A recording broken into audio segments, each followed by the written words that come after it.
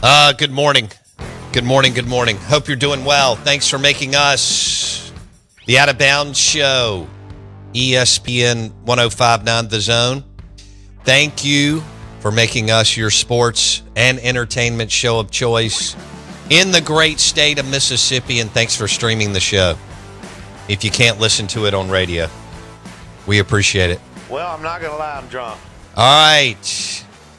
Woo! 105.9 The Zone, ESPN. Now, we're streaming on the Out of Bounds radio app. We built it for you, right? So that you could listen wherever you are. The Out of Bounds radio app and the zone1059.com. We are live in the Bank Plus studio, and your SEC Insider Hit this morning is brought to you by Farm Bureau Insurance. Bundle your auto and home and save with your local Farm Bureau insurance agent in any of the 82 counties in Mississippi. Go with the home team. As Jake Mangum likes to let us know, we've got new commercials there that we got in on Friday, so those will be good. And Jake Mangum was kind enough to do that before he left to go to spring training down in South Florida with the Pittsburgh Pirates. I got to wear my Pittsburgh pullover again. I just saw it this morning in the closet. I put it in a different spot. Not sure what I was doing there, but now I know where it is. So, I think I have a lot of pullovers. Probably, I wonder when is too many. Okay. All right. Anyway, but I like it. And so I've got to wear it this week. Maybe tomorrow. How about that? That'll be good. That'll be good. Good weekend for Mississippi State, Ole Miss, Southern Miss baseball. Congratulations to all three teams. Man, doing what you need to do to stack dubs. And it doesn't matter how it looks, by the way. It doesn't. You just need to win games. When you play 56, there's going to be some ugly wins. Who cares? Winning's fun. And you got a couple of teams 8-0 and one 6-1. And Mississippi State and Ole Miss are headed to Dallas or Arlington. Y'all know what I mean. And so MSU will go to Arlington, and Ole Miss will go to Houston, Texas. That's exciting. I think that's cool. And Southern Miss was in Round Rock, Texas this weekend. So doing their thing. And they're back at home against Alabama. Oh, tomorrow. I got to ask my man, Matt, if he's going to that, if I'm supposed to be going down there to that game. I know I'm going the next week to the Mississippi State game. So, but yeah, Jackson, we've got Mississippi State going to Arlington and Ace Reese and McPherson and the crew. So they'll play Arizona State on Friday. That's the Tito's Vodka Bloody Mary game because it's an 11 a.m. first pitch, I'm pretty sure. And then they'll play Virginia Tech on Saturday, and then they'll play UCLA on Sunday. That's in Arlington, Texas, Globe Life Park. Now, Ole Miss will play Baylor, okay, the Baylor Bears, which Southern Miss just beat. Ohio State, all right, the Buckeyes, and Coastal Carolina. Hold that L. Who I feel like always has a good program. They do. And they won a national championship sure like 16. 10 years ago? Yeah, 2016, baby. All right, so they're one of those in that Fresno State, Coastal Carolina spot that grabbed a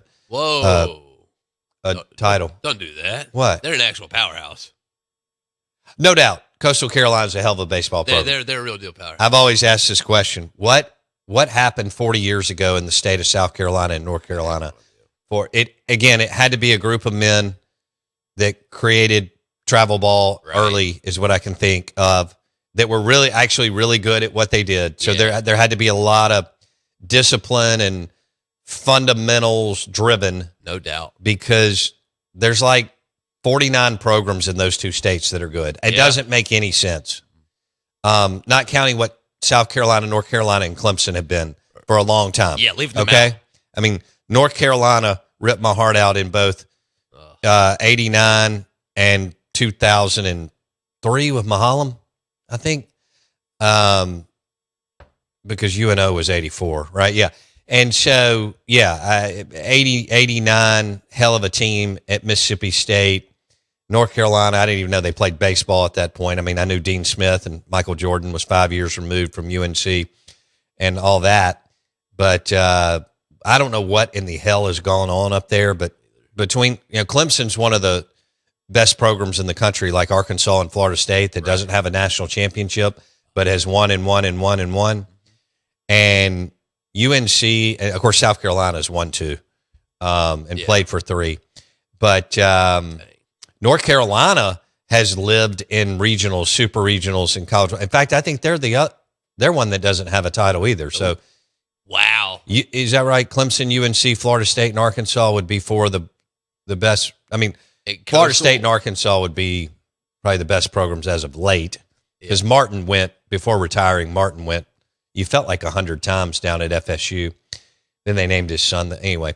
But of course, Van Horn's free, whether you like him or not. Van Horn is phenomenal. Yeah. Just all he does is recruit in crazy, but he's always got pitcher. He always has dudes on the bump that can do, freaky stuff. But yeah, what happened in North Carolina? It had to happen in the early to mid 80s. Something, a group of men, or 2 or 3 in each state, or 4 or 5, and then from there it's just been insane. And Mississippi State and Ole Miss have landed some kids out of the Carolinas. Absolutely. Good Lord, that I mean, come on.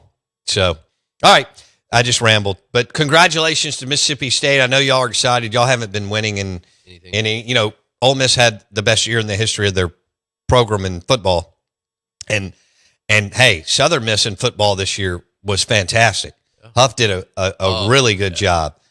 Y'all, you didn't have the year that you wanted, and then men's hoops has been meh for everybody in the state. And then you lost to South Carolina on Saturday, and Ole Miss lost to, they played Florida, who's good. South Carolina was 2-11 going into the game in conference play. But anyway, that team is totally an enigma. But Mississippi State let's drop the audio. So, because O'Connor does a much better job than I do of talking about this. And Bianco had a pregame speech too that was good. But O'Connor, this is Brian O'Connor, or BOC. We've got all these nicknames. BOC this weekend talking about his team handling adversity. I've seen in the young season some really good poise, right, which is a great quality for a team to have. That I've been preaching to them for 7 months that things are not always going to go your way or our way. It's the game, and it's how you handle adversity. I believe ultimately in life, we're all judged by how we handle adversity. And the game of baseball is a small microcosm of life. And, I've been drilling it into their head for 7 months that, you're going to have 3 bad at-bats. But when your team needs you in your 4th at-bat, you need to come up and have your best at-bat of the game. Yeah. Or Ace Reese mishandled a ball in the infield, and then he was ready for the next one and turns the double play. It is not going to be easy. We're going to make mistakes. We're going to make base running mistakes. We're going to make errors. We're going to walk guys. Everybody does. But ultimately, we'll be judged by when we're challenged when those things happen. And poise is an incredible quality for a player to have, a team to have, and a coach to have. Do you think he was talking to me? I feel like he's almost like he was saying, does Bo Bounds have any more eligibility? That's right. Can he play I'm left-handed. I played first base. Yeah. Do you think he was kind of calling me? Did your phone not ring? I think it did, and I missed it last night. I think after he had coaches meetings. Right. After a 3-game series, he texted me last night. I missed it. Yeah, I just catch it tomorrow. I ain't worried about that text. No doubt about it. So that was Brian O'Connor. I don't know what it is about our baseball coaches, but I mean, I love them, and they're super intense. They are. Bianco and Cohen were beyond, whatever the word is, beyond intense, right? I mean, those guys get up in the morning and they eat a piece of a granite countertop. Oz is super, super intense, and Brian O'Connor is big time intense. I don't know him that well. I had a 15-minute conversation with him one-on-one in November, and good Lord, I mean, that guy is locked in. Here's O'Connor. A couple of guys hit some baseballs over the weekend, and they stood at the plate and watched them, and they didn't go out. And this is what Brian O'Connor had to say about respecting the game. I talked to the team after the game, all of our hitters, like, listen, I'm not about, the showmanship and, guys, so-called, showing themselves on the home runs. If you do that, you better for sure get it. And so we need to respect the game and play the game the right way. We've had a couple of hitters stand there and watch the ball and them not go out of the ballpark. Andrew Raymond did that last night, and Ryder Woodson did it today. And that's something that I can tell you that I'm not going to tolerate in this program. It's a different deal. It's a different deal now. So I thought that was telling. There was another one that I didn't get to Jackson yet, where Brian O'Connor did say something. And look, Mississippi State and Ole Miss are undefeated. And again, there are teams that have dropped games left and right that have been preseason top 10 and top 20. And you're going to drop some games, and you're going to drop several. But you're clean right now, and you want to stay clean as long as you can. Southern Miss has only dropped one game, and they just went on the road and won 3 games, which is awesome. So your teams, all 3 are doing what it takes to stack wins.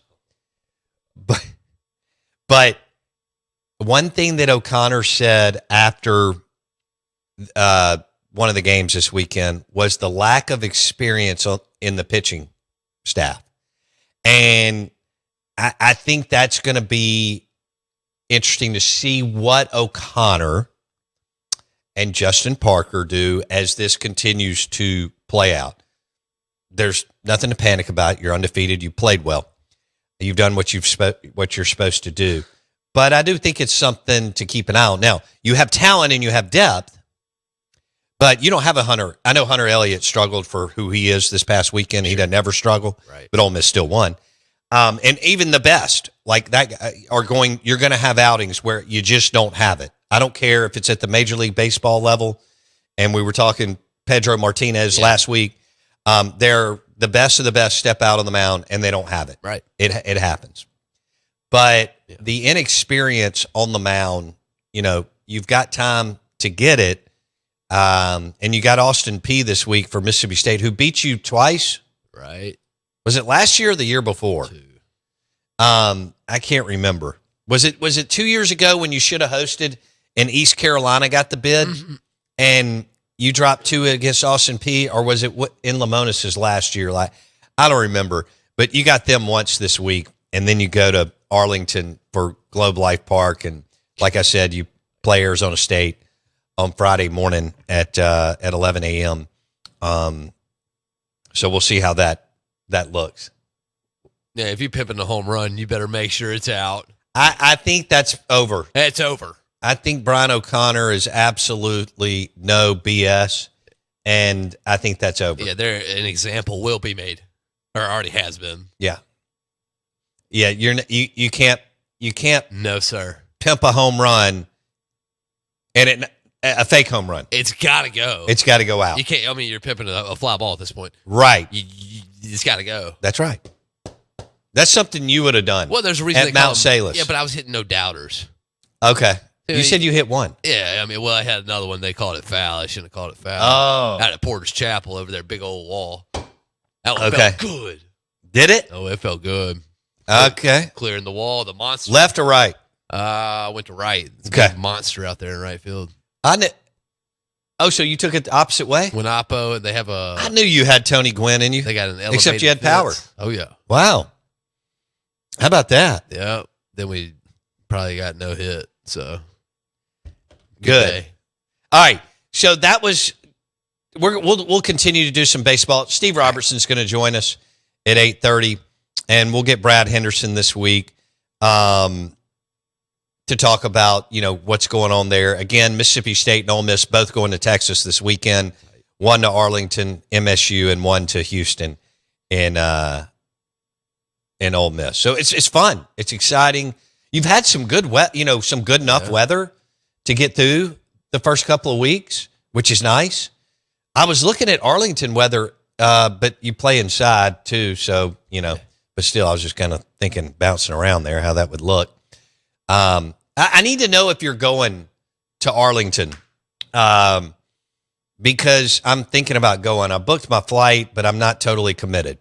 So would you text me if you're going? What? What is it? Basically, I needed to see who's going to be there. You're asking who's going to be at the party before you go. Yeah. And I'm with that. I love that. Yeah. I'm all Well, for I it. talked to Wendy yesterday. She's at the beach, and I said, I'm not sure if I'm going. And she said, of course you're not. She's lived this for 26 years, 26. And I was like, well, I got my ticket, and I'm flying out at 5:30 Friday morning. It don't matter. Which is God early. Yeah. But hey, I get to the game well before 11 a.m. I can walk in the park by 10:30 easily. So Right? you can go lead, some BP. That's what BOC should let me do. No, BP on Globe Life Field. No, Oh. I know. I just want to hit the Just fungo one, bat. just one. I'm not worried about hitting. I want to hit to the infield. Yeah. That's what I want to do. Because it's, That's fun. That's awesome. Okay. Maybe I can I arrange that. think it could be They should arranged, sell man. that, both Mississippi State and Ole Miss, as far as NIL. No like doubt. $5,000 for 10 minutes Of to hit to the infield. Do you understand how many Alums people would do that. Oh, in a heartbeat. Yeah. I mean, you could do, Former ball players? even if you did 20 games, that's $100K. Easy. Yeah. I just bought you a shortstop. Yeah. Boom. Well, I think that's an idea right there. I think it is too. $5,000, No, I know it is. 10 minutes, you get to hit the fungo bat to third, short, second, and first. They would and do maybe even some pop-ups to the catcher. They would do it literally without hitting to anybody as long as they get on the field. Golly, that's awesome. I mean, just to hit, even if it's a Duty Noble, just to get out there and hit at Duty Noble, people pay a lot of money for that. Yeah. Mo is on the Golden Moon Casino text line, 601-885-3776. And he said, I had the filet with foie gras at Kessler Prime. Oh, my God. Oh, you went Nathan McCarty. That is a very high-maintenance order. It is. It's good, and I love that you said that. But that's what Nate Dogg at Briarwood Wine and Spirits does. He's always, regardless, Shocker. always gets the foie gras on top of his steak. Okay. Do you think he just gets it because he likes to say it? Yes. Okay, all right, yeah. It sounds really kind of elitist. Uppity? Yeah. Yeah. All right. Sure. So, boom. Wow. All right. I got to switch gears. I don't know if I have time to do I have time to do the Magic Johnson? Yeah. Okay.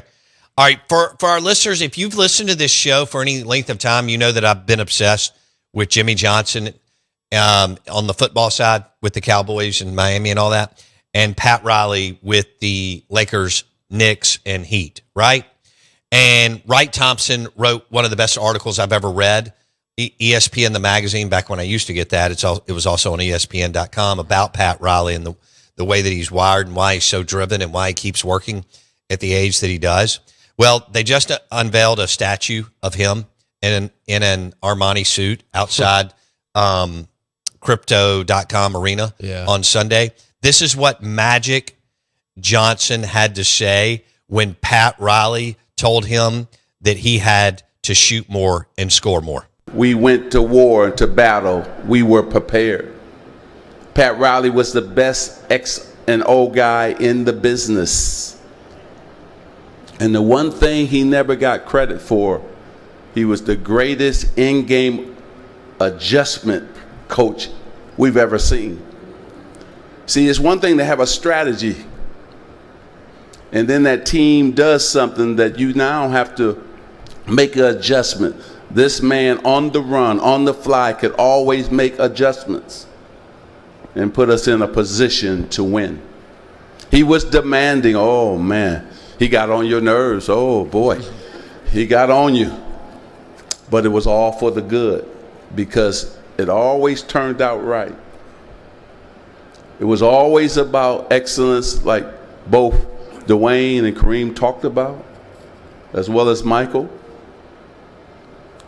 Also, too, he was a perfectionist.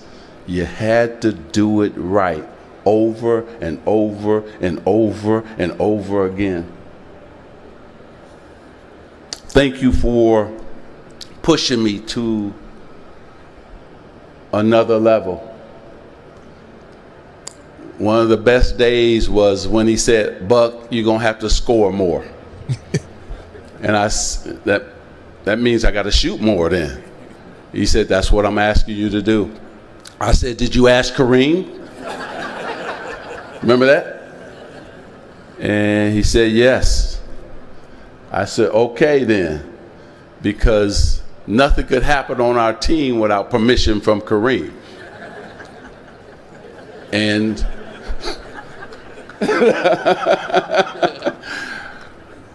but it pushed me to a whole nother level.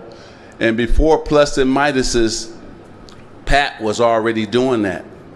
It's fashionable now in the game today, but Pat was way ahead of his time in coaching. I want to have a couple of the guys stand up because he didn't do this by himself. That was Magic Johnson talking about Pat Riley and the impact that he had on Magic and the Lakers, and how basically Riley was 2 decades ahead of everybody else. I mean, Jimmy Johnson was the same way with the Cowboys. Rick Pitino was the same way in college basketball. Bill Walsh in the NFL, if you want to take it all around the 80s. I mean, these men just had unbelievable vision and foresight. And they did a statue unveiling of Pat Riley in front of the Lakers arena, which is now crypto.com. And so I started watching that yesterday. I couldn't stop. I've been obsessed with Pat Riley since I was a kid, since he mentioned Magic, Kareem, Worthy, Michael, Rambus, the whole group. And he gets his statue outside of crypto.com arena. And I've got some more audio from D Wade and Pat Riley on his time with LeBron. I thought it was unbelievable.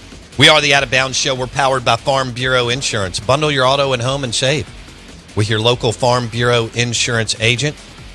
The local go with the home team, as Jake Mangum likes to tell us. We'll be back in a second.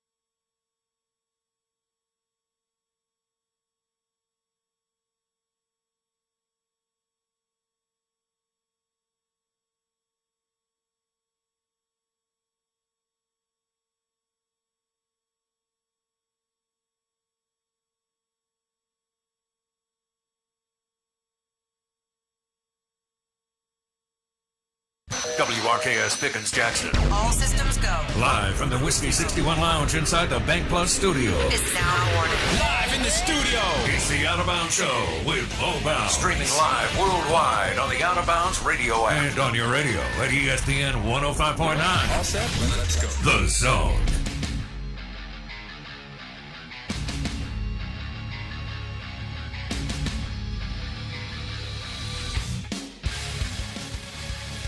Well, I'm not going to lie, I'm drunk. Good morning to you. We are the Out of Bounds Show, ESPN 105.9 The Zone.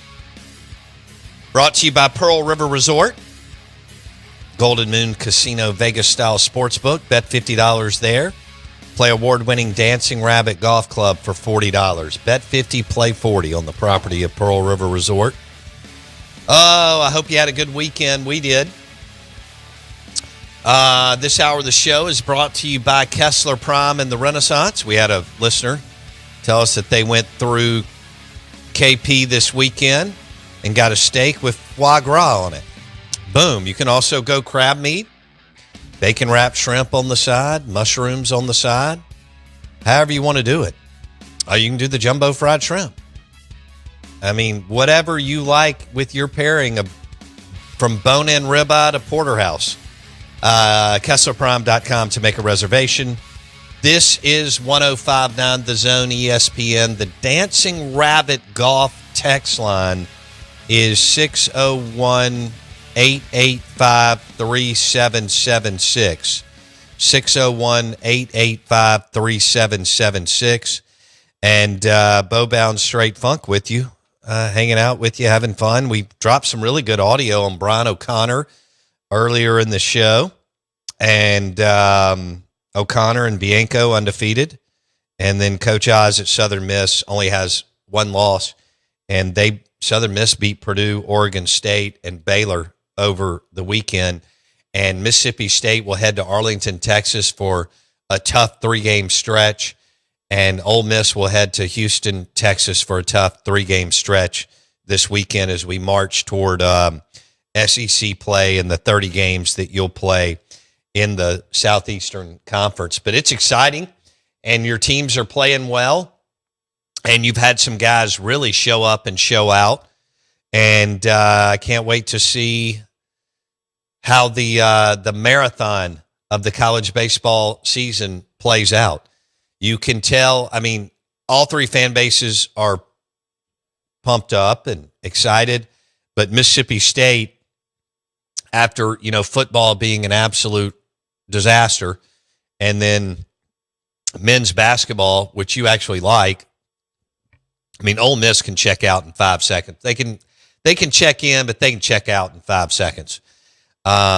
You had some high expectations for basketball, didn't work out.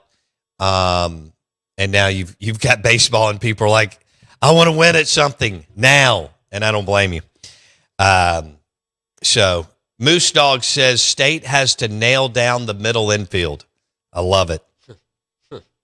Yeah, that's kind of important. Shortstop and second base and chemistry and so on. But yeah, that's fielding's important. I think it's a distant third behind situational pitching and situational hitting. But I'm not going to go as far as Billy Bean that fielding doesn't matter. But as long as you're not, what did Brad Henderson tell us? Ole Miss was last or next to last year. I mean, as long as you're 7th, 8th, 9th, 11th, it's all good if you're doing the other stuff. But, or you can be like super exceptional, which Bianco's had a couple of squads. Cohen had a couple of teams that filthy. I mean, just unbelievable as far as, fielding percentage, blah, blah, blah. But I'm going to go with the situational pitching and situational hitting far exceeds fielding. You can make some, boneheaded plays and still win. In my opinion, some of you are going to come back and tell me that I'm wrong, and that's good too. Hey, you can find us on X at Bo Bounds. Tweet to us at Bo Bounds, and then was I active on Twitter? Kinda. Yeah. I think I retweeted a lot of stuff. The Pat Riley stuff was amazing. I watched games and then followed some of the college baseball stuff on X. Of course, the fact that our U.S. hockey team wins the gold over Canada. And I know that was a ton of fun for y'all, as it should have been. Golly, all those guys from Michigan. Oh, my God. I mean, that is the state, isn't it? When it comes to hockey. And so that was cool. That got everybody hot and bothered about 10 a.m. I guess it started about 9 or 10 a.m. on Sunday morning, as far as all the social media and the really cool, man, some of those pictures coming out of the game, the still shots were magnificent on social media. Oh my God. And the dude bleeding in the mouth and all that. I mean, it's everything you wanted to get all sentimental and very red, white, and bluey, which I'm all about. Moose Dog says Canada hockey's crybabies. It's like Trudeau. Yeah. I mean, my God. I mean, that is an emasculated group of males. Hell yes, it is. I mean, they've gone 100% snowflake. And remember, I was talking about that guy that was at the Waste Management Phoenix Open.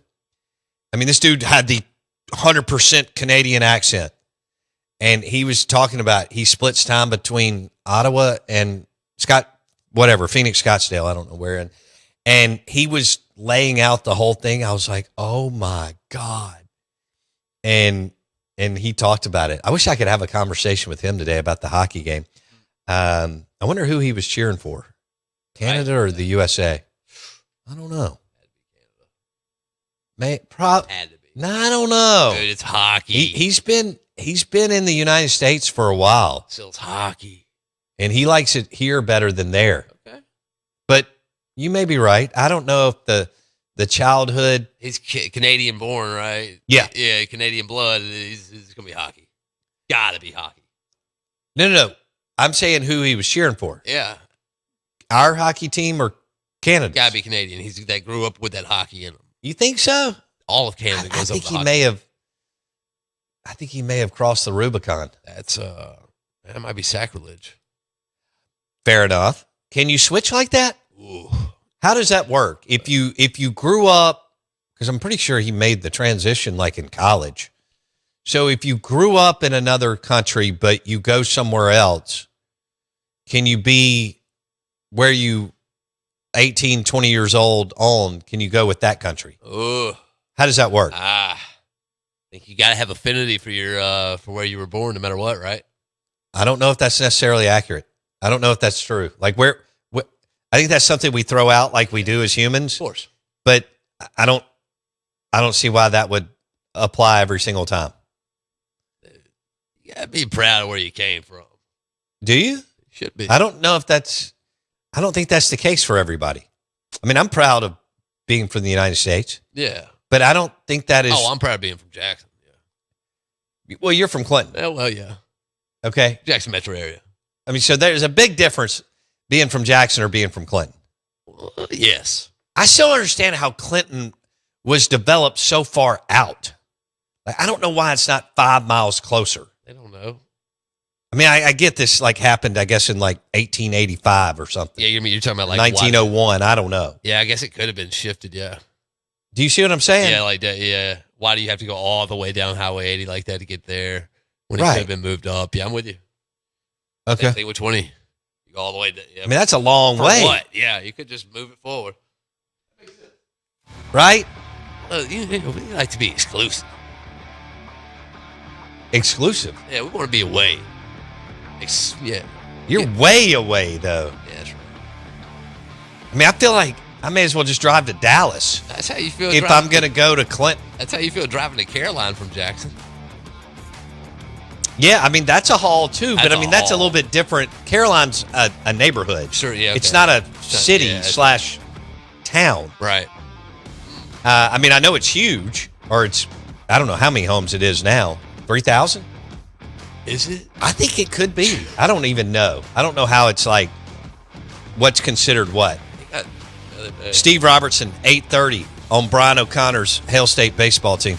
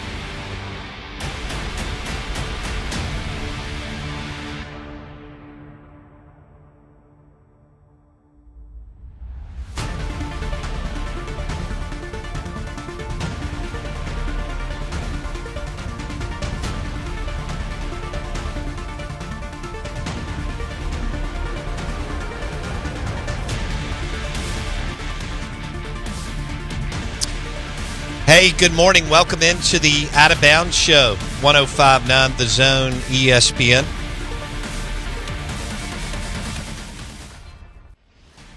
We're live in the Bank Plus studio.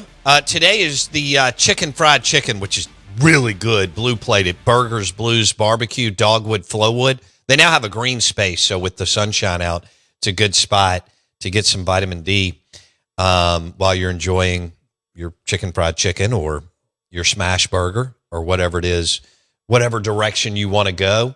But Burgers, Blues, Barbecue is located in Dogwood, Flowwood. Get it to go. Go in there and eat. The way the restaurant is designed, it's really, really nice. It's a great layout. So Burgers, Blues, Barbecue, Dogwood, Flowwood. They've got the fried chicken. I highly recommend the green beans and mac and cheese with it on Monday.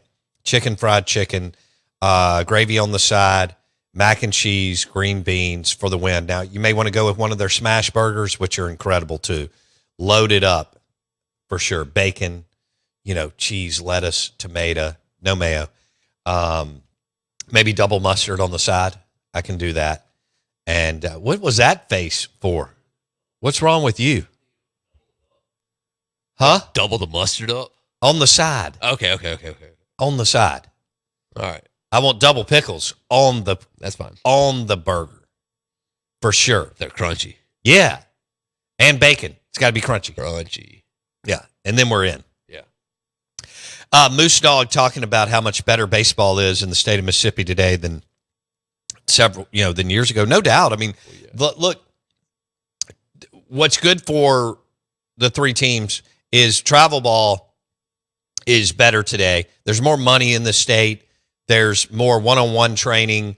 There's better, which then leads to more competition. And you have access to better reps and so on, which then produces more kids in the metro area, DeSoto County, Pine Belt, wherever. Of course, those three spots are generating and producing insane talent. What you have to do to start and be really, really good at the high school level in this area, DeSoto County and the Pine Belt, is good because the level of play has been raised, and you've got deeper pitching and deeper hitting and better coaching and all of that. Yeah. So, Ron Polk had to go to New Jersey and to California and to Florida and all over the place. I mean, Polk's teams were full of out-of-state guys. And, that was back again in the rustic and rural South. And you didn't have travel ball, and you didn't have the level of high school play or even the level of community college play, and you didn't have the money. And again, this was all tumbleweeds. And so late 70s, early 80s, mid 80s, late 80s, early 90s, mid 90s, Ron is pulling from, several different locations to field a team. Now, O'Connor, Bianco, and Oz can grab the best of the best from here and then recruit nationally too. So yeah, there's no doubt that a population boom, money boom, access, all of that leads to better players. And you look at some of these baseball programs, high school baseball programs in the state, / travel ball feeding into it. It's these teams are absolutely stacked and loaded. So that's exciting. JUCO teams. Yeah. I want to go back real quick. Y'all know that I think we all like to get obsessed with Phil Jackson, Bill Belichick, Pat Riley, and Jimmy Johnson, and guys that just were so ahead of their time. And Pat Riley was. And Pat Riley got a statue outside where the Lakers play. It's called Crypto.com. And y'all know how good he was with the Lakers, Knicks, and Miami Heat. And, he coached Jabbar, Hakeem. He coached Magic, Patrick Ewing, D. Wade, LeBron. The list goes on, and or general manager. This is what D. Wade had to say about his respect for Pat Riley as a coach and GM/president. Community, Pat was already a name before I even knew what coaching it really was. My grandmas, my aunties, my uncles, and cousins and friends, everybody, we loved Pat Riley. It was his slick back hair. It was the swagger. It was the confidence. It it was the flair, and of course, it was the Armani suits. Pat made the sideline look good, and he made coaching look cool. You know, he was Showtime in L.A. Then he went to New York, and a kid from Chicago, that made him the enemy. But what I learned was this: you know, Pat could build different identities in different cities. Showtime to Grit, it's the same standard, it's the same leadership, just a little different style. Then I watched him go to Miami, and he fit. Zoe, Tim Hardaway, the edge, the expectations, and he was a perfect man for that job. So when that man believed in me, when that man drafted me, when he gave me the opportunity to show the world who I was and who I could become, it simply changed my life. Pat gave me foundation, he gave me discipline, he gave me standards, he gave me love and care, even when it was tough. So today, Pat, thank you. Thank you for believing in me. Thank you for demanding greatness. Thank you for the memories and the moments. Your impact didn't stop with one team, with one city, or one era. You changed the game by building culture, by setting standards, and by showing what leadership looks like. Your legacy is excellence, your legacy is culture, and your legacy is forever. And for this statue to live here in Los Angeles with the Lakers, alongside the greats who helped define this franchise, this is where you belong. You earned this. Love you. Wow. That was Dwayne Wade talking about Pat Riley as he gets a statue outside of the Lakers arena. And he was able to do it on the court and in the front office with multiple teams. I know the Knicks didn't win it, but they were really, really good, and they were always in the hunt. And, you know, they had the Bulls and I guess the Rockets at one point. But what he did at the Lakers, he was able to coach stars. I thought that D. Wade nailed it. Basically, we talk about this. His leadership and culture traveled, and it worked out in L.A. and in a certain style. Then he went to New York and went through the Post with Patrick Ewing, and they won and won and won. And then he goes to the Heat and does a combo of, I guess, going through the Post in Zoe's prime, but also understanding how the game was evolving through D. Wade, eventually, you know, drafting him out of Marquette, among other guys on the perimeter. And of course, we know that he landed LeBron and Ball and Ray Allen, who hit the shot against the Spurs to take it into overtime so that they could win that first championship with LeBron, right, and Riley and so on. D. Wade, as you know, had already won one prior to Shaq. LeBron's arrival. Yeah, and Shaq went through there too. Shaq. And I've got some. We've got some Shaq. We'll do that in the third hour because Steve Robertson's coming up next. But Shaq talking about going at Pat Riley during practice. He was so mad at him. Was unbelievable yesterday. I mean, and he said, this is how bad a you-know-what Pat Riley is. He just turned around and faced me man up. He said, people don't do that. Oh. And he's one of the best to ever do it in professional sports, period. He's got so many rings, you stop counting. Yeah. From coaching and GM president between the Lakers and the Heat. Steve Robertson on Brian O'Connor's Hail State baseball team at 8:30. Tom Luganbill talking SEC football at 9:30. Good morning. Welcome in. We're just getting started.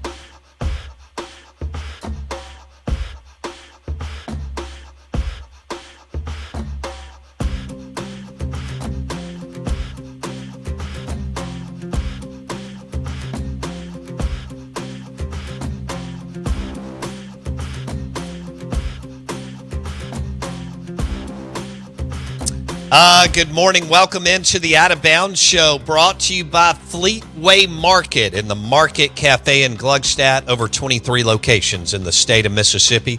When you see a Fleetway Market, you know that is a Mississippi-owned company. Great place to fuel up. And, of course, they've got cold beer and snacks. But let me tell you, the food in Gluckstadt's amazing. Unbelievable lunch. And the breakfast biscuits, grab and go this morning, but then the lunch is fabulous. The Market Cafe's got places to sit. Fleetway Market and the Market Cafe in Gluckstadt, and over 23 locations in the state of Mississippi. The new one in Clinton is 24/7. 24/7 Fleetway Market in Clinton. We are the Out of Bounds Show. We welcome in our friend Steve Robertson, who just spent like 20 hours at Dudy Noble Field over the weekend for the 3-game series in which Mississippi State swept the Delaware Blue Hens. And also, Steve Robertson is not going to miss a game. They're 8-0. And what do you think, Steve? Are you fired up about this baseball team? Yeah, I am. And, they've pretty much, things have gone to script at this point. But like everybody, nobody's perfect at this point in the year. There's obviously some adjustments you got to make as you go. And I like how Brian O'Connor is handling this, because you won 8 games, but it's been with a variety of combinations, right, on the pitching side and on the positional side. So he's seeing, who he can trust. And, as 2 more weeks will be an SEC play, and so they'll take the balance of the next 2 weeks and kind of figure that out. And I suspect, when you get into the Lipscomb series, you'll probably have a really good idea of who the regular 9 will be. All right. Look, they've done what they're supposed to do, right? And like you said, and winning is winning. It doesn't matter how it looks. You just want to stack W's. And that's what they've done. And you mentioned they played a lot of people. And they're trying to figure out the mound and like you said, the lineup and so on. We know X amount are going to be good to go in the lineup. But he did mention and you know about it and everybody knows about it, the lack of experience on the mound. And it was a little bit about Charlie Foster, but just the whole group, the group as a whole, the unit. What's your takeaway on? Look, experience wins, as you know, Steve. And all these, everybody's trying to get really old, and that's not easy to do. But where are you as far as how it's looked on the mound? They've still got time to get experience, but he referenced the fact that they don't have a lot of experience on the mound. Yeah, and he said, way back in the summer, we're going to have to grow up on the mound pretty quick, and we feel like we had a good fall. And I think right now you feel like Ryan McPherson and Tomas Valenkas, you feel like, hey, we've got that shorn up. We feel very confident on Friday, Saturday. Charlie Foster's had some good moments and had some not so good moments, and he's a very, very talented guy. And that's what experience gets you, is confidence. And it's like you think about yesterday. He gets a 1-2-3 inning, looks like he's going to get another one, and then you whiff on a ground ball. Well, then he kind of blows up mentally, walks a couple of guys, gives up a hit, and then you have to come out there and get him. He's got to be able to power through that. And so the good thing is you don't have to just keep riding with that. You see Duke Stone kind of emerging. He could be a possibility on Sunday against UCLA, if that's the route that Brian O'Connor chooses to take. But that's what depth gives you. Depth gives you options. And Mississippi State has a lot of options on the pitching mound and positionally. Steve Robertson, genespage.com, 247 Sports, his podcast, the Boneyard Podcast. He was there all weekend. And are you heading to Arlington on Thursday? Yeah. Game first pitch Friday is 11 a.m. So, that's a little bit too early in the day to try to drive up on game day. So we'll get there Thursday afternoon, kind of get settled and get ready to go cover a ball game pretty early. And it's kind of, if you're going to have a free Friday night, it's a cool place to be, right? Out there in the middle of VFW. And we'll get to see some other SEC teams play. And I enjoy going to these events just because of the fact that a lot of national college baseball media is there too. But more importantly, you get the opportunity to kind of measure yourself before you get into SEC play. And competition makes everybody better. And State's going to see some really good competition this weekend. Yeah, Arizona State, Tech, and UCLA. They got Austin P before. Steve Robertson, you remember more than I do. Was it 2 years ago they lost twice to Austin P and that cost them the regional, or was it Lamona's last year?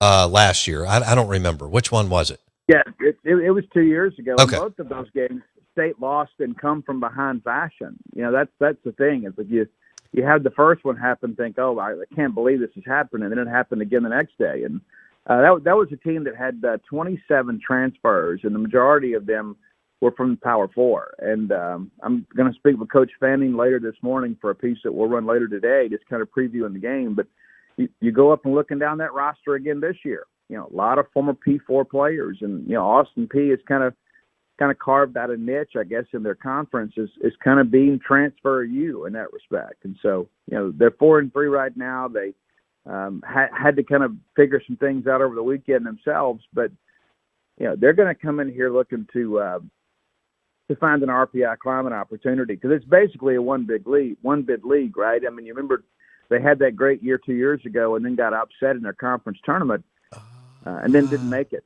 And so they're going to come in here ready to play, and State's going to have to do the same. All right, Steve Robertson, genespage.com, 247 Sports. He joins us on the Farm Bureau Insurance guest line. O'Connor's team is 8-0, and they'll play Austin P tomorrow, and then they'll go to Arlington for the 3-game series that Steve just referenced, which is super fun. There are a ton of Mississippi State people either out there that are going or going to the game, because people have been hitting me up for a month or so now. All right, I'm getting text on the text line, so let's start with this one, Steve. A couple of our listeners want to know, how do you feel about the middle infield?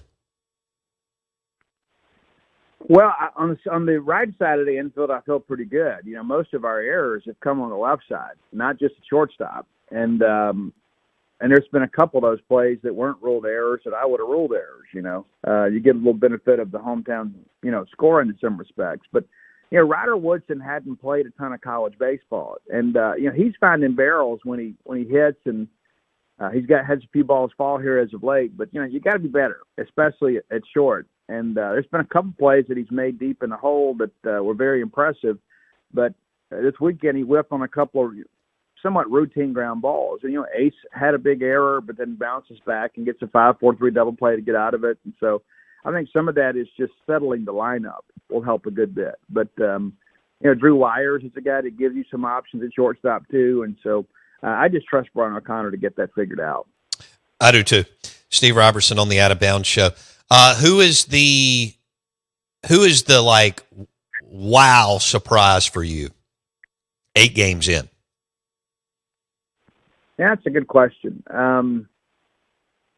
Because it's a different guy every day, I guess. Yeah. I think maybe Andrew Raymond, the catcher, transferred in from George Mason. Maluski was the opening day starter, and he hadn't played in over a week. And Andrew Raymond is a guy that I think defensively has been the better of the three, and I think offensively he has been really good.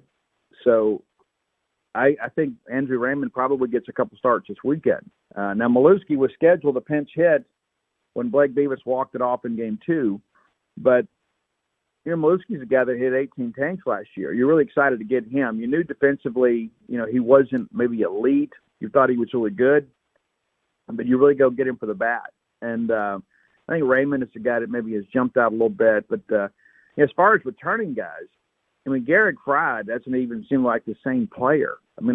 He was getting by last year on just athleticism because he played third base for 2 years at North Alabama, jumps into the lineup last year as a left fielder just to find a way to get his bat in the order. But I think he's been really good at second. And that just kind of goes to show you what a lot of practice reps will do for you. But that's been a very pleasant surprise. Yeah, Fry's my favorite player. And he is athletic. That's been a ton of fun. So you think this catcher thing you think at the end of the day they're going to be rotating 2 guys, or do you think he wants to play one guy 90% of the time, Steve? It's just difficult to do that. More times than not, you're gonna split it up, and you'll have a guy catching the midweek, and then maybe on Sunday or perhaps on Saturday. But as you get deeper into this thing, I mean, you got to have your best bats in the order. And you remember a couple of years ago, it was Johnny Long and Joe Powell after Ross went down. And by the end of the year, it was Johnny doing the bulk of the catching, but his body gets kind of wore down on it. But he could barely get the ball out of the infield, because he was just physically exhausted. And so you want to share that workload a little bit. So I feel confident it'll probably settle on two guys fairly regularly. And and maybe Sean James is your midweek catcher, as a younger guy, kind of bringing him along. But it's the good thing is that State's not in a position where if one guy begins to struggle, they have to just stick with him. McPherson looked damn good over the weekend, didn't he? He did, and it's so interesting too. He has a career high in pitches thrown and strikeouts, and there really aren't more competitive guys on that team than Ryan McPherson. There's a lot of guys that are as competitive, but McPherson is a guy that will go out there and get after you. And I thought he was good in Week 1 against Hofstra. I thought he was great this past weekend against Delaware. And Thomas Valenkas now has had 2 starts and hadn't given up a run yet. And I thought one of the big moments of the series is you get bases loaded, nobody out, and then he gets out of it without surrendering a run. That hadn't always been the case at State. You always think, okay, they're going to score here. We just got to mitigate the damage as much as we can. And so having McPherson and Valenkas be among your 2 most competitive guys, I think bodes well for the future. All right. If Charlie Foster, if they make it, what do you think this weekend? They give him one more outing? If not, who do you think is knocking on the door? Who's number 1 knocking on the door for that spot? Well, O'Connor said yesterday he wasn't ready to talk about making a change, and that's something they'll do over the week. You're going to be playing the number 1 team in the country on Friday, and you got to wonder what that would do to Charlie Foster's confidence if you send him out there and he has another subpar outing. I think Duke Stone is another one of those highly competitive guys, and he's got 2 wins already in 3 appearances, and I think that makes a ton of sense if you decide to go that route because this is about winning ball games. And Charlie Foster is going to win a lot at Mississippi State, but he's got to decide if he's ready to be a weekend starter. And it's not just what happens in inter squads; it's what happens in real games. And so, we can root for all the kids. We don't have to pick and choose, but it'll be up to Justin Parker and Brian O'Connor to finalize that rotation. But as we've said, just about every point, they've got options, and that hadn't always been the case. Steve Robertson, 247 Sports, Gene's Page on the Out of Bounds show. Tell me about O'Connor. I love listening to him in the post game. I'm sure you do too. We played a bunch of audio earlier from your stuff. So talk about what it's. I know it's only 8 games. I know you were around him in the fall, but what are you picking up on? I mean, he's so direct, but he's also really good. I mean, Cohen as a baseball coach was super intense and great, in the post game too. But what's your read and tell me what you're thinking as you've now covered 8 post game press conferences, Steve? Well, rigorous honesty. Just like he makes the comment answering one of my questions. I didn't ask this question specifically, but that tells me it was a point that he wanted to make. As Andrew Raymond throws his hand up and as the ball bounces off the wall, and Ryder Woodson hits one to left field and goes off a guy's glove, and he didn't run out of the box. And Brian O'Connor says we're going to respect the game, and that kind of behavior is not going to be acceptable here. I mean, this is a guy that just won a game 10-0, and he's out here talking about, hey, this is what we expect from our players. That's what winners do, right? And we've had this adage many times that you can't accept in victory what you wouldn't accept in defeat. I think Brian O'Connor is a guy that is always looking for that teachable moment, where you never really can relax, right? I mean, you can be comfortable and be confident, but you can't ever just say, okay, well, that's no big deal. We won the game 10-0. No, you've always got to find a way to truly improve, and I think that's what makes Brian O'Connor such a winner. Is that he's not just going to be satisfied with just the result. The process still matters. All right. Arizona State, Virginia Tech, UCLA. I mean, how much fun is this going to be? I I saw the back and forth between you and the media and BOC yesterday, and he talked about kind of setting the table for the SEC. How big is it this weekend to try to get – you're not going to get everything ironed out, Steve, as you know, but how big is it for BOC and Justin Parker and the crew this weekend as the SEC is around the corner? Well, I think one of the best things is you get a dress rehearsal, Yeah. right? And then you'll have next weekend, to have Lipscomb to kind of settle things. And I think that's really what happens. I think once you go into Lipscomb, you're going to have a really good idea of maybe who the dozen position players or so that you're going to count on each weekend. And I think that's the group that gets the majority of the play next weekend. And I think this weekend is kind of that dividing line, right? It's like, okay, this is going to be SEC quality competition, and we're going to throw some guys to the fire. But I don't think you're going to see a ton of mixing and matching unless it's just pitcher specific, right? I mean, you'll make some adjustments in your lineup as things go. But he's not just going to run a bunch of guys up there this weekend just for the fun of it. He's going to try to go win the baseball games. But I think this weekend, in many respects, is a great litmus test. But you also have that weekend to kind of readjust next weekend. But yeah, this is a huge one for sure.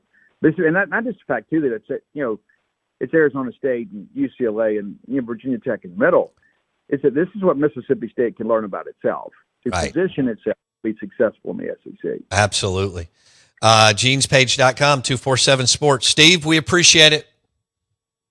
Yeah, man. We'll see you soon. Steve Robertson on the Out of Bounds Show, ESPN 105.9 The Zone. Somebody just asked, yeah, it's Arizona State Friday on the Golden Moon Casino text line.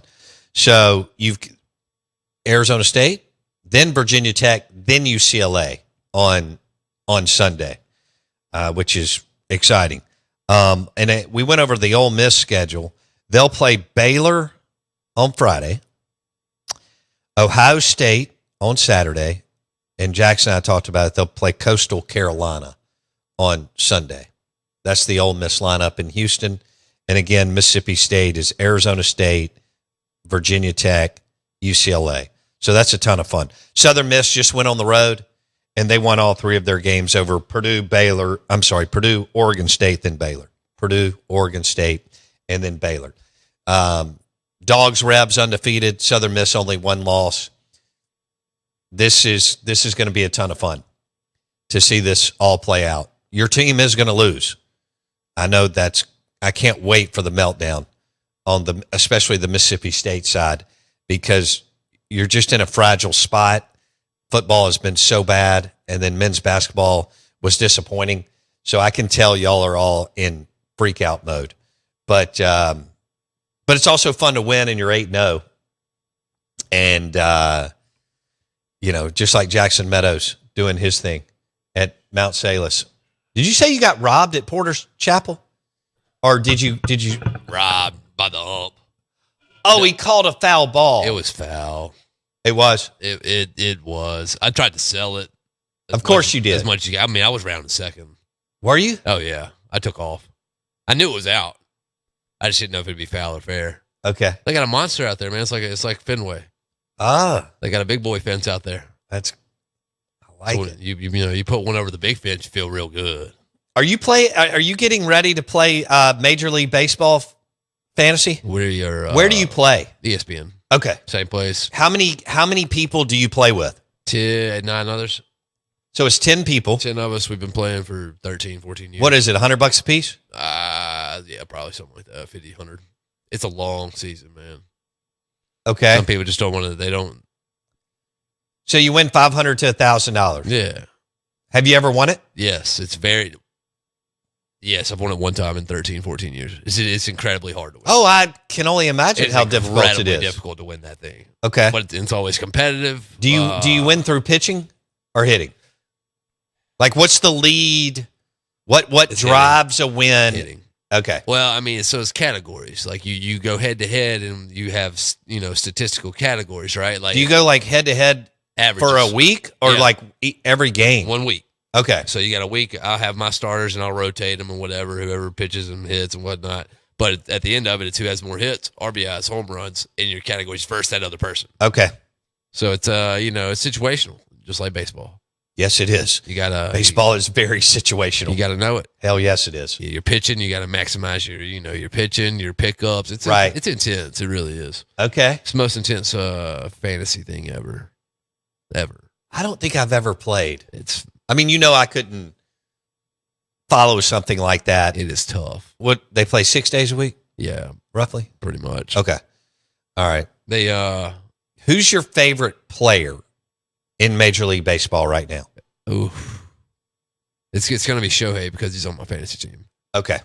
And he's been there. Who's another one? Who's somebody else that you non-fantasy team that you really, really like? I love Bryce. Okay. I love him. That's my dog. Isn't he overrated? No.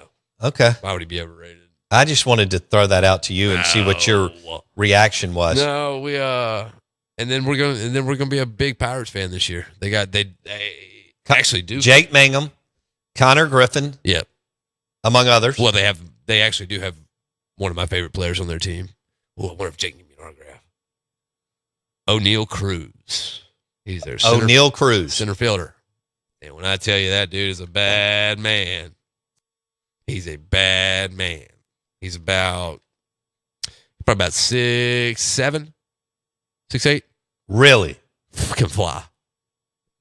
He can O'Neal hit. Cruz. He can do it. I mean, he's a 5'6", 7-tool player. He's a 7-tool player? Roundabout. Okay, and he's with the Pirates? Yeah.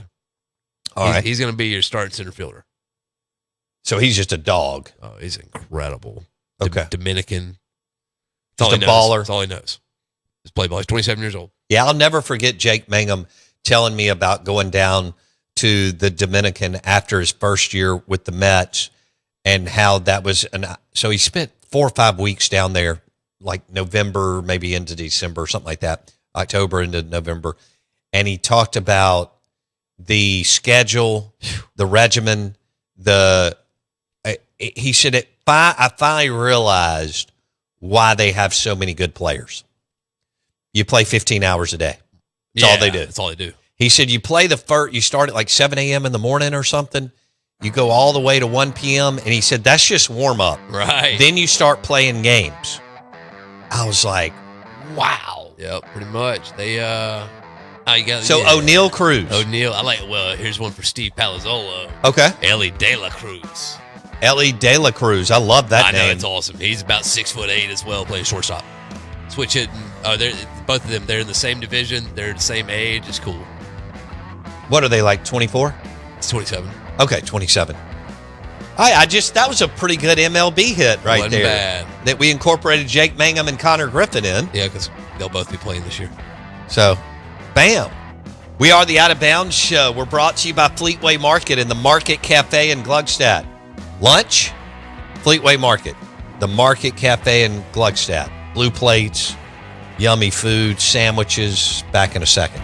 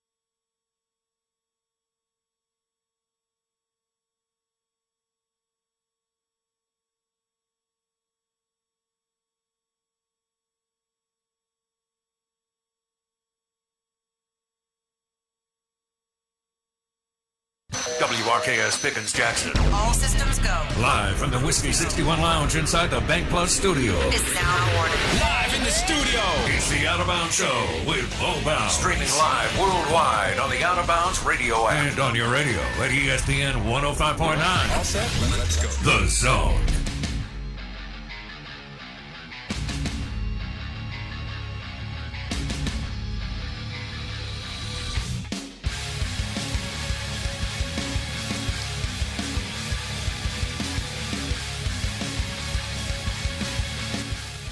Good morning. Welcome into the Out of Bounds Show, ESPN 105.9 The Zone.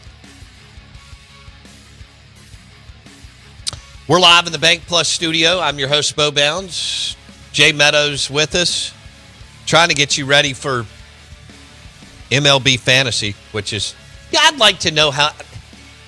Do we have a crew of listeners that play Major League Baseball Fantasy MLB, whatever? I'd like to know on the Golden Moon Casino text line, 601-885-3776, if any of you degenerates are into MLB Fantasy Baseball like Jackson Meadows. Do you have to do a draft? Oh, yeah. We're a dynasty league, so you start off with a certain amount of keepers, but you're drafted. Okay. So I caught Ohtani late in the draft. How many years do you get to keep him? Forever. Really? Dynasty league, baby. Your choice. You want to trade him? I field offers on him every day. I still forgot to pay my fantasy football dues. Damn, I got to do that. All right. I'm glad you said that because I totally forgot. I'm not on Venmo, so anyway, I have PayPal. That'll work. So the Dancing Rabbit Golf text line, 601-885-3776. Pug says, I'm big into fantasy baseball. Don't you? My league died, though, so I'm looking for some new leagues. Do you have an opening? I'll check. I don't think so. No, unless me. Is this a bunch of guys that I grew up with? You grew up with? Yeah. Okay. It's real close knit. Is this group like straight out of Clinton? Yeah, all of them. Okay. There's one Madison kid in there, but majority of them, yeah. Okay. All intense. Is it game on? It is a very competitive league. Very competitive league. Love it. It's you gotta check it every day. Every day. You gotta look at matchups, lefties versus righties, you gotta see his pitching, you gotta see this, you gotta see that, you gotta put in waivers. It's a very, very grueling. I can't remember if Blake plays fantasy baseball. I don't think he did. Drew did. Moke. Drew did? Drew loved it. That's awesome. Me and Drew, we were y'all over there, dude, nerding scheming and yeah. We went hard on. So y'all nerded out on.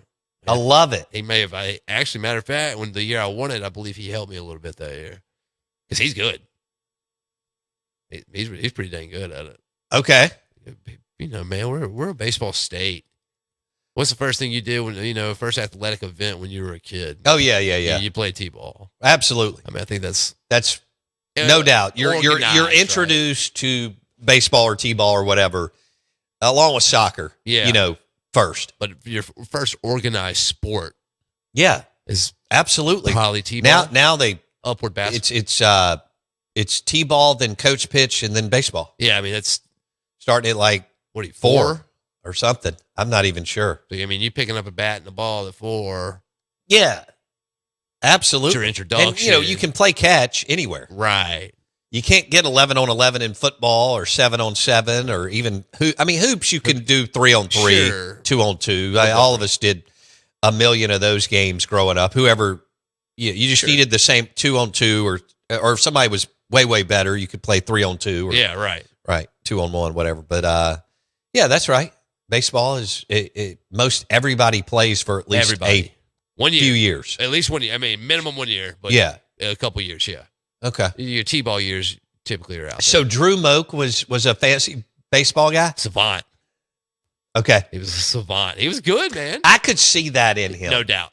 100%. He was quiet. Yep. But quite knowledgeable. But always kind of darting his eyes around. Yeah. He thought you were an absolute idiot. He did. And I loved him for that. Yeah. He's great. Because you would say some of the most off the wall things, and then he would start laughing. Right. He turns red. Yeah. Yeah. He's a funny cat, man. That's a good dude right there. Yeah, he is a good dude. Real good guy. All right. I'm liking this. All right. So the big stories coming out of the weekend. Mississippi State and Ole Miss undefeated in baseball. I love the hype and excitement around that. That's been a ton of fun. Yeah. Southern Miss had a rock star weekend where they beat 3 Power 4 teams. So good for them. I thought, winning the gold in hockey was amazing, and everybody got all patriotic over that, which was fun. And following that, yesterday was cool. And like Nick Baumgartner, I've had him on the show. He's an Olympic gold medal winner for snowboarding. And he comes to Steve Azar's charity event every year. And he's from Michigan. And it's an incredible story. I've got a picture with him and his gold medal. I mean, that thing is heavy. Yeah. From the Azar event, and the fact that he won the gold medal at 40 years old. He was supposed to win earlier, and he just stayed with it, and he was there. He was rocking. I was following him on social media because we get to see him every year, and he is passionate about hockey, as you can imagine. Yeah. Because Michigan is the state for hockey. Look at all those guys from the team yesterday that are from the state of Michigan. What was it, like 90%? It was unbelievable. Unbelievable. So that was a big story over the weekend. Pat Riley gets a statue outside of the Lakers arena, and I thought Magic Johnson was amazing. Dwayne Wade. Wade killed it. Kareem. Y'all know it's the Lakers. Good gravy, right? Always a story. They never have a downtime. No, the Lakers, whether they're good or bad, right? They're a story, right? No doubt. And then I thought what Pat Riley said about if LeBron hadn't have left the Heat, how he felt like there were more championships left. Play it. Huh? Have we played it? No. You want to? I don't know if we have time now, but we can do it on the other side. Okay. The other side. All right. It's really good. Yeah. On his time with LeBron. But think about that. He won 4 championships in the 80s with the Lakers. 4. With Showtime, with Magic, with Kareem during some of it, and Worthy and all those dudes. And the battles that they had with the Celtics, among other teams, were incredible. And he guaranteed the repeat. Was that 87? Boy, that's some balls. Yeah, that's some stones right there. Took it. But those are the guys that I'm pretty obsessed with. I acknowledge that. Pat Riley, Jimmy Johnson,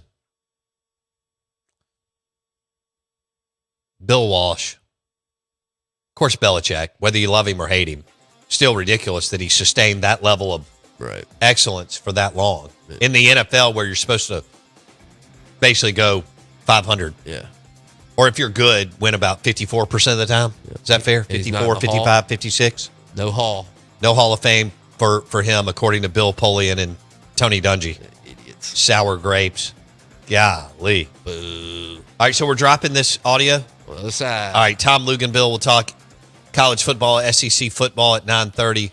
We've got Pat Riley on his time with LeBron coming up. The legendary Laker, New York Knick, and Miami Heat coach/president.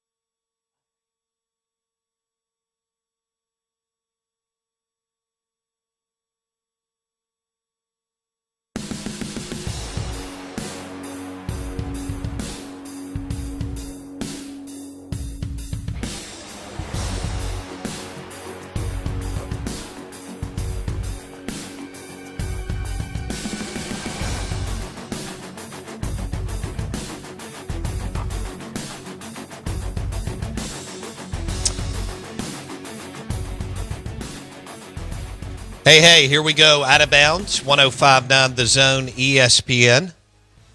And we'll have Tom Luganbill coming up at 9:30. National college football analyst with ESPN, Tom Luganbill, will join us at 9:30. And we'll talk SEC football. You know, Lane Kiffin is actually overshadowed. I mean, he's been able to overshadow Arch Manning. Yeah.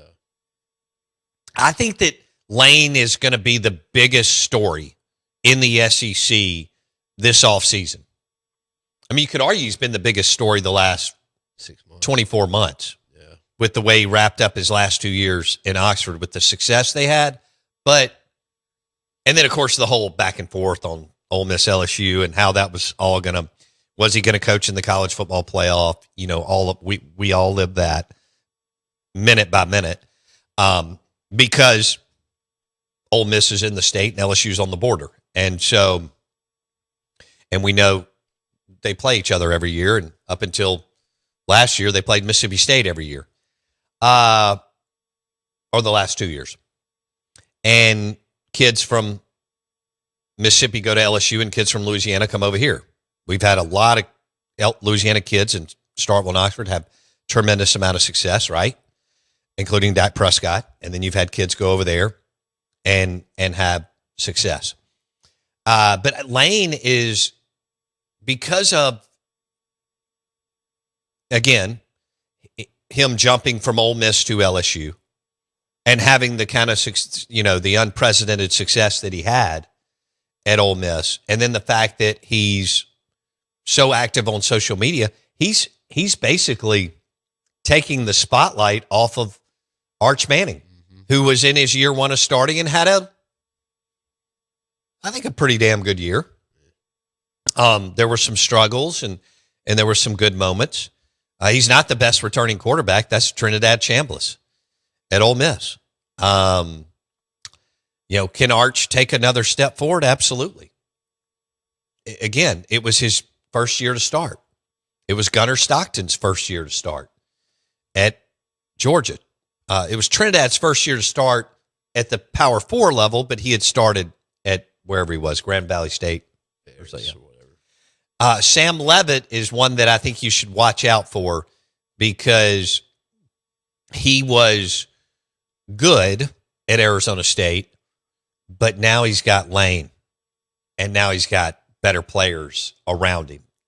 And when you have a much better offensive coordinator, when you join a team and you have a much better offensive coordinator and much better supporting cast, you have to believe he's got an opportunity to have a hell of a year in Baton Rouge. And so, but I think the playmakers, Trinidad Chambliss, I think Arch will have a good year. He may have to carry more of the load for Texas because it looks like Sark is really regressing and doing what Sark does. Even though they're a monster and they have crazy talent. After that, we're just going to have to see kind of what plays out here at the quarterback position. Trinidad, Arch Manning, and Sam Leavitt are going to be the guys that are hyped. Yeah. Trinidad's already done it. Arch had a nice year for his first year starting. And most of you didn't watch that much Arizona State football, except maybe when they played Mississippi State the last 2 years. And Leavitt almost, drove them back to win the game until Mississippi State, walked them off with the throw between Shapen and Brennan. So those are all, that's going to be fun. And then, Gunnar Stockton, I think he's pretty good. I don't know. He played well. That Ole Miss Georgia game, Trinidad and Stockton really were making plays. Maybe I'm sleeping on him a little bit. Yeah. Lenoris Sellers has a lot of talent, and now that he's got a real offensive coordinator in Kendall Browse, I do think that's someone to keep an eye on. I do. Yeah, he's liable to really have a good bounce back year. He needs one. Kamario Taylor at Mississippi State.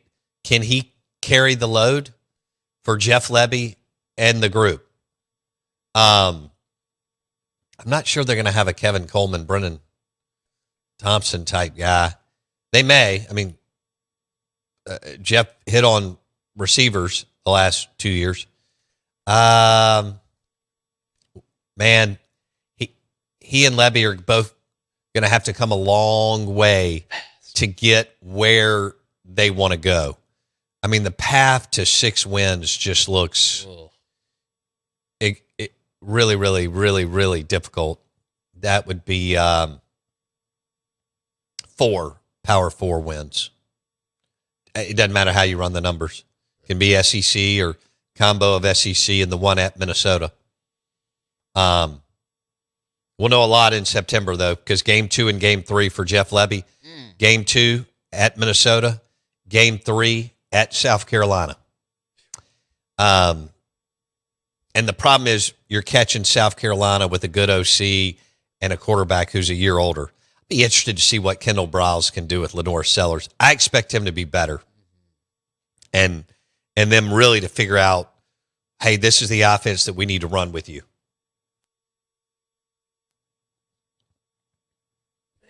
What? Briles is going to make him so much better. I think. I mean, I'm talking about exponentially. Well, I mean, compared to last year, though. Last year was a bad year. Bad year. Lee Dog says that Sam Levitt is not the guy to lead LSU. Who is it? It's funny that Lane thinks he is. Why? All right, so I'm going to agree to disagree on that. Yeah. I think Sam Levitt is more than good enough to lead LSU because Lane's a top 5 offensive coordinator and because of the talent that LSU has. Not just had, but what they added once Lane got there, both through the portal and high school recruiting. And LSU a lot of times signs guys that can play day one. Not all the time, but a lot of guys that can play day one. I mean, we talked about all those freshmen that were playing for Georgia last year. True freshmen. All of a sudden, that Georgia, you looked up like October 20th and you were like, damn, I cannot believe Georgia's playing, starting this many freshmen. And how's that going to look? Now if those guys got all those reps in year one. Dangerous. And then Georgia going into year 2 because they haven't been dynamic. They haven't been they've been good, but nothing compared to what Kirby did from 2019 to 2023. Right. Or 2022, whenever it kind of all started to spread out and flatten out. But they were playing a ton of freshmen, and they retained, for the most part, who they wanted. I think that's another one to keep an eye on. The retention. And then Bama will have a new QB, as you know, because Ty Simpson's going to the NFL, and we expect him to be drafted in the first round. Oh, that's incredible. Yeah. What, he play 7 games? No, he played more than that. I don't know. But, I mean, it wasn't 2 full seasons. He had no running game. None. So I do want to. I like him.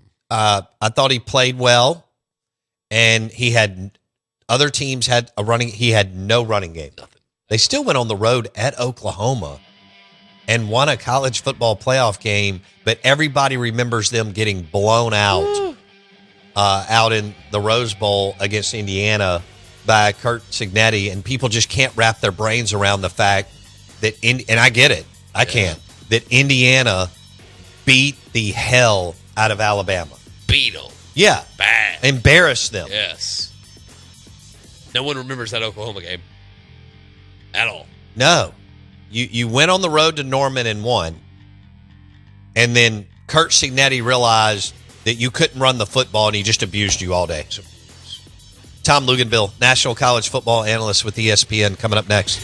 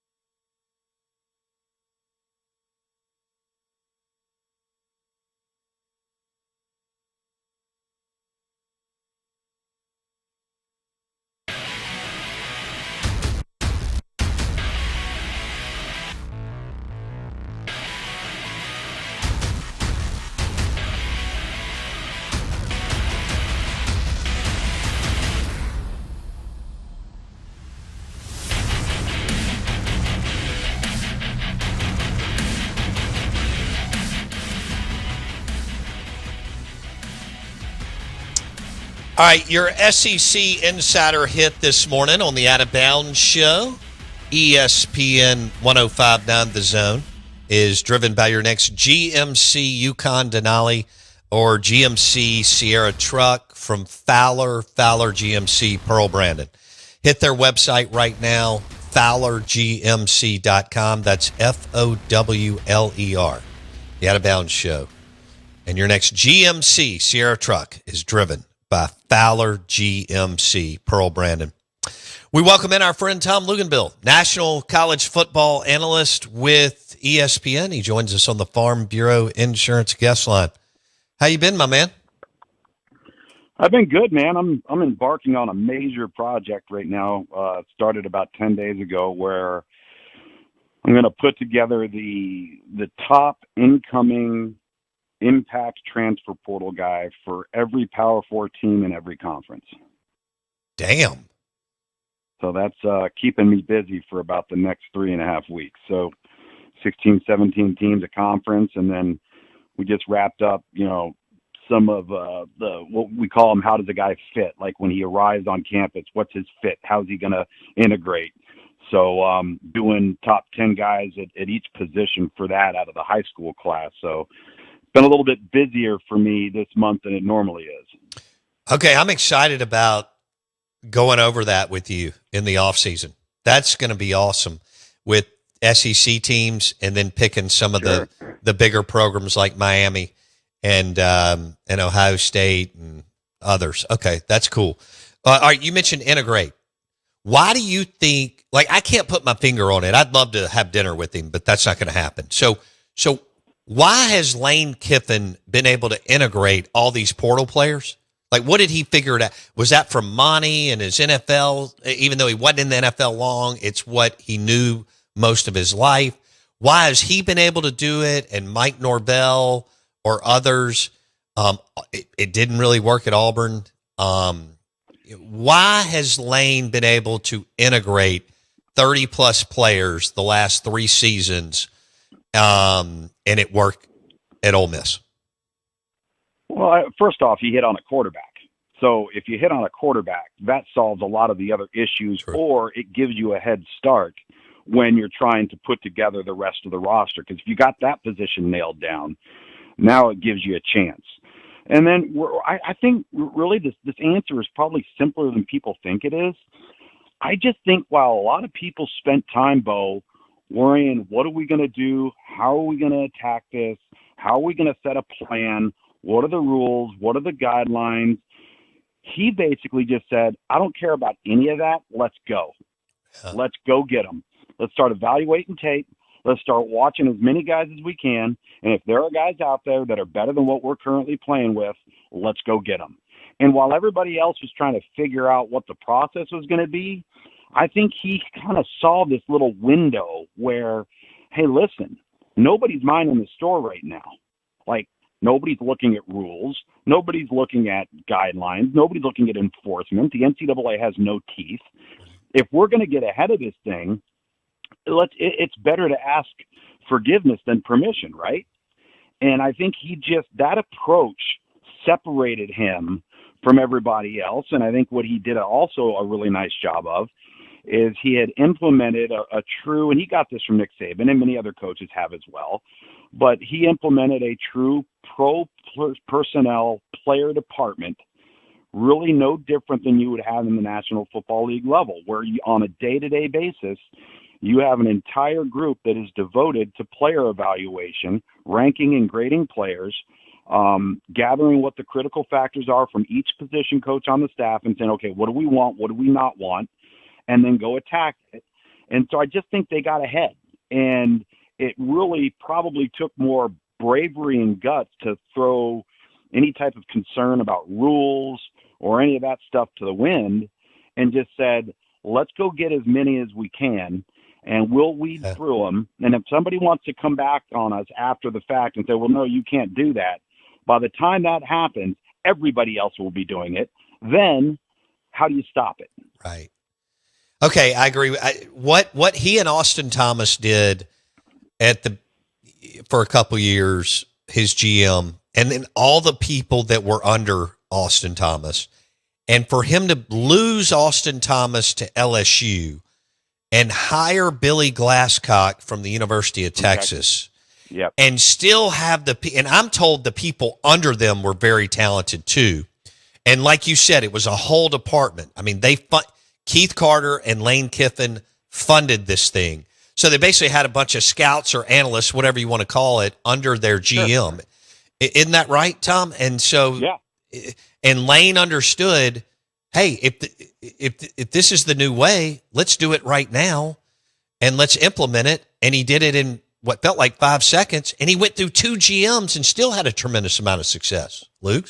Yeah, and I think early on, while everybody else was trying to come up with a plan first and then execute it, he looked at it like, we'll come up with a plan as we go. Yeah. There's going to be trial and error. There's going to be some potholes in the highway. And then we'll figure out as we go, what do we need to tweak here? Did we go wrong there? But he didn't wait to figure it out. And that's what everybody else did by and large. Yeah. And so I agree with that. It's just like in the private sector when you hear somebody that wants to start a business. Those that go and realize they're just going to have to figure it out a lot of times win.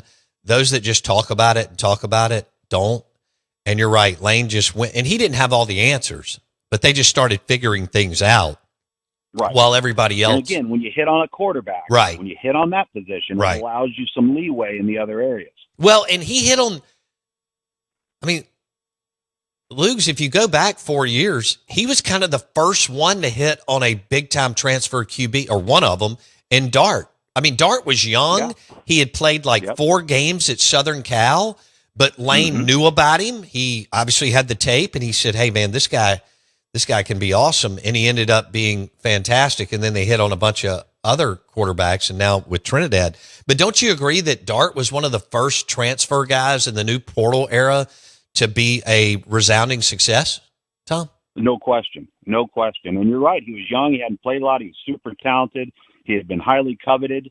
But he targeted him, and he found a way to bring him to Oxford. And remember, at that time, they had recruited Luke Altmaier out of high school. Yeah, Starkville. Yeah. All right. So Luke Altmaier goes out and has a great, career after leaving Ole Miss and leads Illinois to a lot of success. Yeah. Yeah. Look, what he and Bielema did up at a place, as you know, because you and I've been covering it, following it. I mean, it's hard to win in Champaign. And what Brett Bielema has done up there, but Luke Altmaier was an absolute dog for that Illinois program. And good Lord, man, I watched some of their games. That guy got lit up left and right. He was like Dart and some of these guys we talk about, just kept getting up. Tough as hell. Yep. All right, I do this every year with you, so we're going to, before I get into Sam Levitt, how would Tom Luganbill describe Lane Kiffin's offense and what he wants to do? Well, initially, if you go back to his tutelage under Norm Chow while he was at SC, and Norm Chow had previously been at BYU for almost 20 years under Lavelle Edwards, it was split back, West Coast offense concepts, quick, precise passing game, heavy play action, power run. And then I think now and you could really say the same thing about Sark here because they're cut from the same cloth. Now what I think that they've done is they've kind of just integrated some of the new, innovative concepts, whether it's the quarterback run game, whether it's the RPO game, into what has already been a tried and true system. Would I call it spread? Yes, but I would also say it's more multiple than I would say spread, with the added element of tempo. I think that's probably the biggest shift for Lane Kiffin as a coordinator, was his willingness to change the pace of play on offense.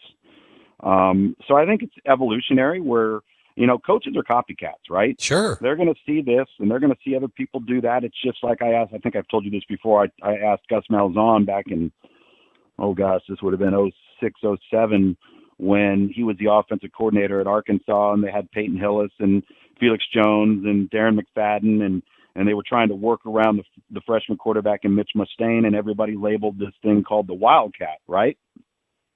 And I said, why do you call it Wildcat? He goes, I got the formation from a goal line package that Bill Snyder had at Kansas State. Wow. And it was essentially a single wing goal line package, and all we did was move the quarterback back into the shotgun. And so we nicknamed it the Wildcat. Okay, well then guess what happened? Everybody starts copying the Wildcat, right? Now everybody's doing direct snap, and your quarterback's not always the person behind the center, and everything starts to kind of evolve, and people's concepts that they like. And understand, these coaches, they all clinic with each other all year round. Yeah. And they go to clinics and they learn and they present and they teach, and guys take different concepts and they implement them. I mean, if you look at, Hugh Freeze, Gus Malzahn, Alex Golesh, a lot of these guys that have come from that cloth, their run game is basically the Delaware wing T buck sweep. Nobody calls it that anymore, and nobody thinks about it that way. But if you actually look at the schematics of it, that's what it is. So I think the answer to the question with Lane is he's never deviated from what he knows been the core principles of the offense, because those are tried and true. He's just made it more diverse by implementing and adding some of the things that have been working in college football for the last 15 years. All right, Tom Luganbill with ESPN on the Out of Bounds Show, driven by your next GMC Sierra truck from Fowler GMC, Pearl Brandon. Now that Lane gets Sam Levitt from Arizona State, and Sam had a good career out there. I know they had Scattaboo and Jordan Tyson and so on, but with Lane being a top 5 OC and with the supporting cast that he will have at LSU, what are your expectations for Sam Levitt and Lane Kiffin together? I think we mentioned this a couple of weeks ago. Sam Levitt's got to stay healthy. That's first and foremost. And, obviously some of that comes on scheme and coaching and what you're going to ask him to do and protecting him a little bit. He is far more of a out-of-the-box riverboat gambler, sandlot player like you were when you were 9, 10 years old. You grabbed a couple of guys the day after Thanksgiving and you went out and played football in the yard. That's what Sam Levitt is. Now, there's a lot of good to that, but there's also some risk to that, because when you play that way, you have a penchant to become a bit overconfident, try and do some things that maybe you shouldn't do. I think the thing that I'm most interested in seeing is, because Jackson Dart was a little bit like this early on at Ole Miss too. I had Ole Miss at Tulane and I had Ole Miss at Georgia Tech when they were still trying to figure out, okay, are we going to go with Jackson Dart or are we going to go with Luke Altmaier? And one of the things that frustrated Lane at that time was that Jackson Dart would do stupid stuff because he was so instinctive and he thought he could make every throw, and a lot of that was youth and inexperience and a lack of maturity, and they were able to work themselves out of it. And that's what I'm probably most interested in seeing is how do you not tamper down too much on his natural instincts to play the position, yet at the same time play within the scheme to maximize the scheme's strength. I think that's the delicate balance there between Lane Kiffin and Sam Levitt. Now listen, they went out, they've got people in the backfield. They went out and did a nice job in the transfer portal, particularly in the offensive line and at the wide receiver positions. I think they're going to be better in the offensive line than they were this past year. And remember, you had an injured Garrett Nussmeier playing with an offensive line with 2 true freshmen on the right side that couldn't block anybody, and they didn't have a running threat. Sam Levitt can avoid a lot of that now. So he can help that offensive line grow, because he's not going to be a guy where where he's standing every time he's in the pocket. Okay.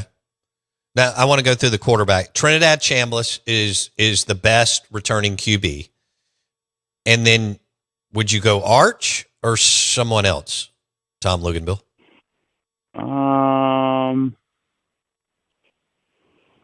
I would probably say Arch. I think we need to see bounce back seasons from guys like Lenoris Sellers and John Mateer. They've got to bounce back a little bit.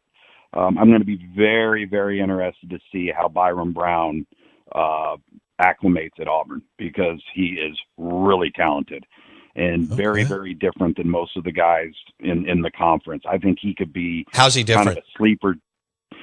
He's about 6'3", 235 pounds, and he is an absolute freight train when he takes off and runs. It's really difficult to tackle him. He's so big and strong, and he can do everything. I mean, obviously he's been tried and true in that offense, and he's going to be like an extra coach on the field with some new players around him.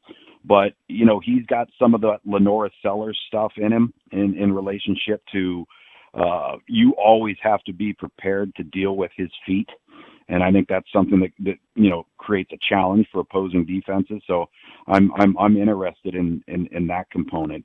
To answer your question though, I would probably say Arch.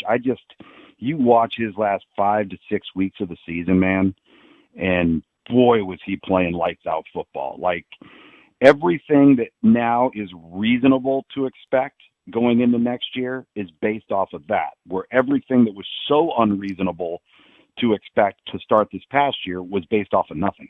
Yeah. Tom Luganbill with ESPN hanging out with us on the Out of Bounds show.